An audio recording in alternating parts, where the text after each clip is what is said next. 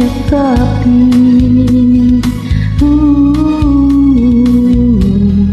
hanggang pagtanda natin. Nagtatanong lang sa'yo, ako ba kaya ibigin mo? Kung maputi na ang buhok ko,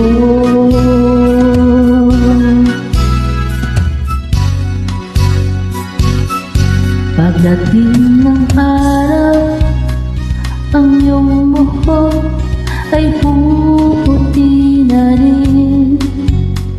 Sabay tayong mangangarap ng nakaraan sa atin. Ang nakalipas ay babalik natin. Ipapaalala ko sa'yo